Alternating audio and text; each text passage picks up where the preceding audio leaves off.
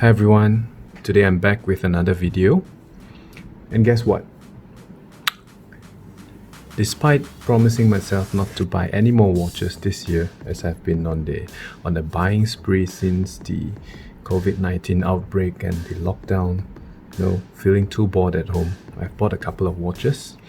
So the last one I bought was a ROLEX GMT MASTER, and since then I've promised myself that I should not be buying any more watches.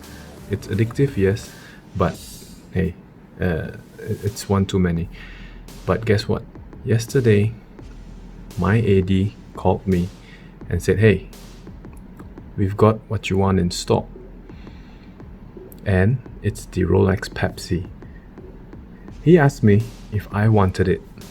I said, hold it for me. I'll be there right away. Immediately, I drove myself to the AD and picked it up. How could anyone miss the opportunity to buy a watch from an AD directly? Okay. But let me make it clear. Of course, I didn't pay retail for this piece. It is almost impossible. There's definitely a premium to it, but I'm not going to discuss about that. And however, it's definitely slightly cheaper than what it's going for in the grey market. So let's go ahead and unbox this.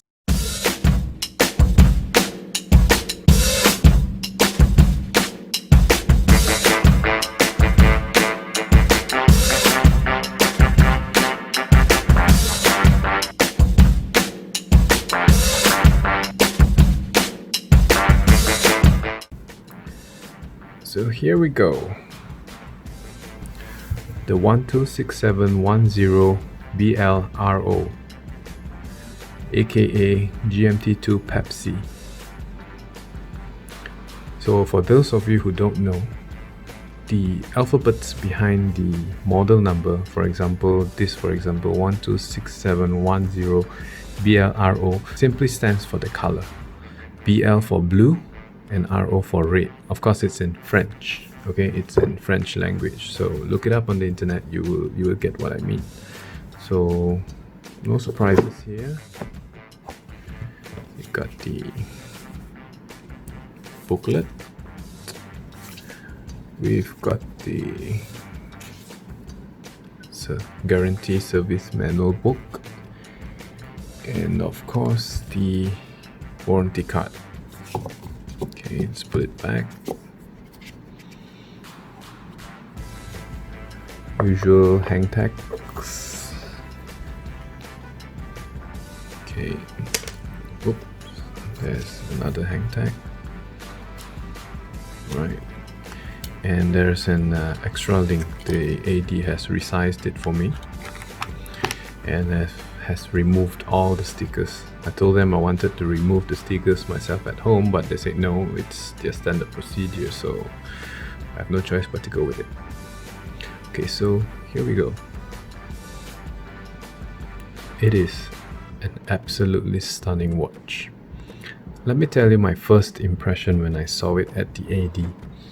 This is actually very beautiful. I mean, of course, beauty is in the eye of the beholder, but it actually is. It actually looks much better in person than what you see in the pictures.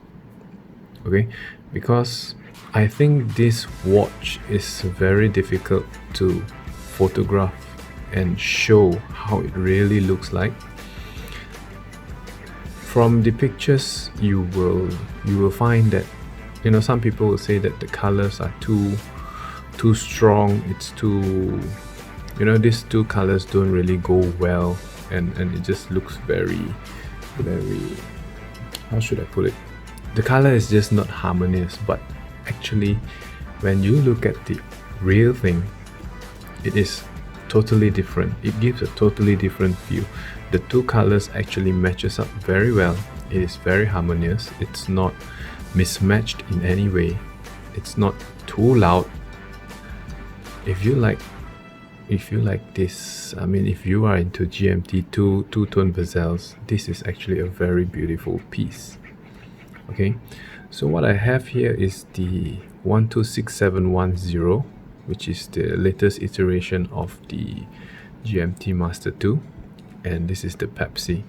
Previously, the 116710 BLRO comes in solid white gold. The whole thing is white gold, and it definitely costs a bit more. So this 126710 in 904L stainless steel is a very welcome model, because it brings the price down slightly, and a lot of people actually appreciate it being in stainless steel rather than white gold. And in my opinion, I think the stainless steel should hold up better than the white gold, since white gold is generally softer than the steel version. Okay, so maybe the white gold will scratch easier. I don't know. I didn't own one, so I couldn't really comment much on that.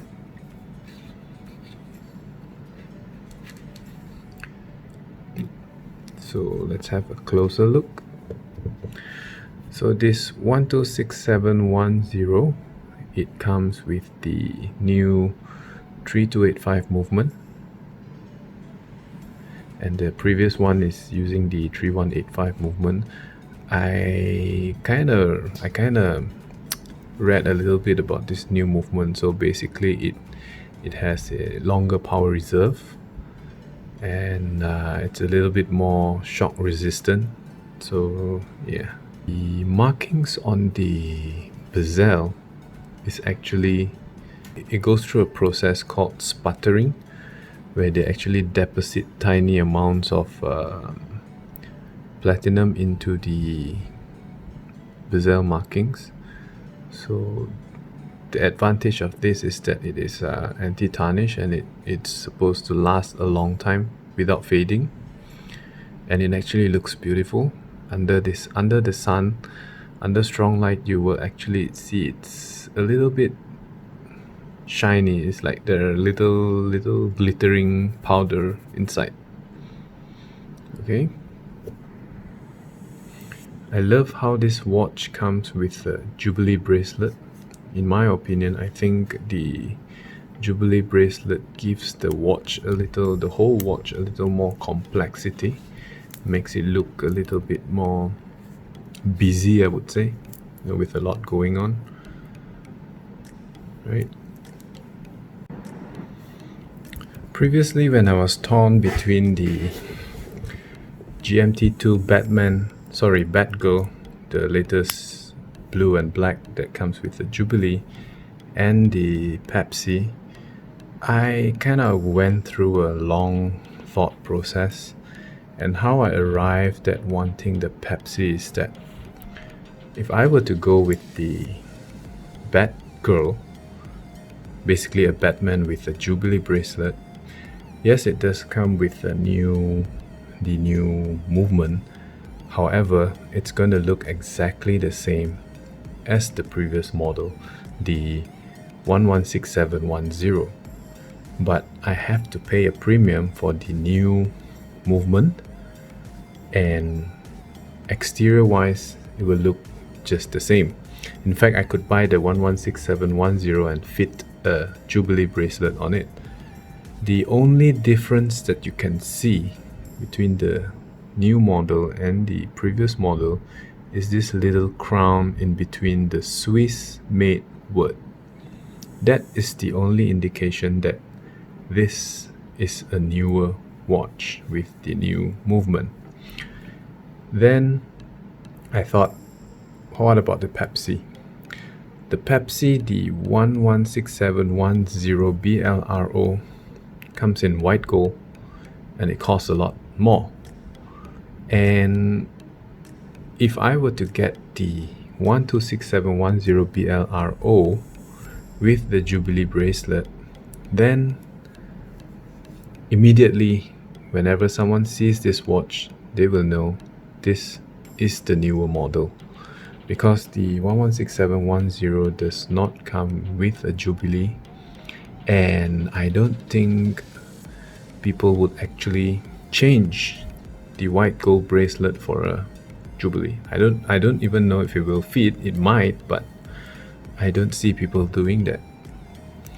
So I figured that although the Pepsi has a price premium over the Batgirl of about 10 to 12,000 ringgit, it's still overall a more it's a special watch. It's a special watch which won't be mistaken for an older model. The Pepsi is a better watch to me. It's more unique, and personally I really love this color, right?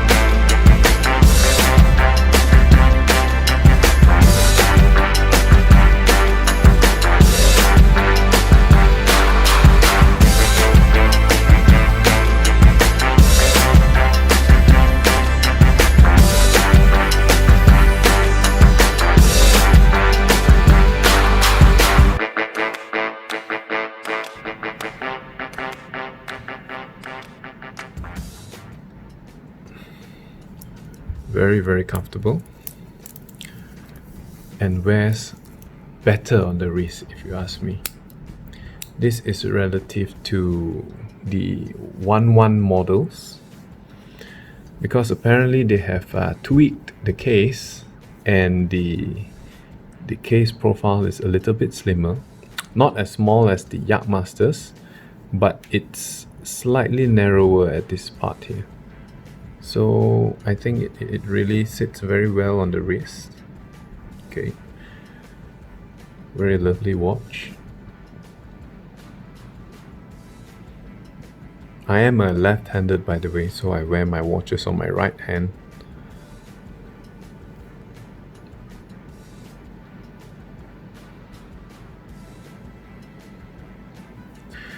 This will very likely be a keeper.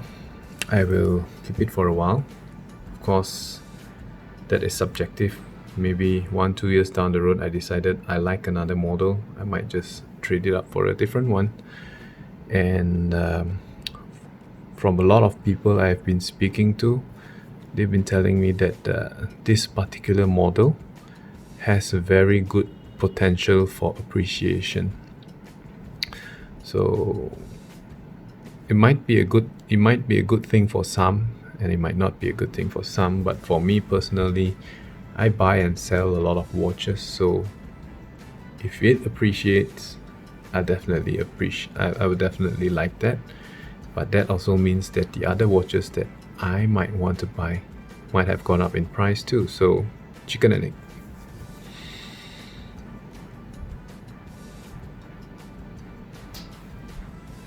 So one thing I want to note, this bezel, I was reading about, I actually watched a video on YouTube by Watchfinder and Co.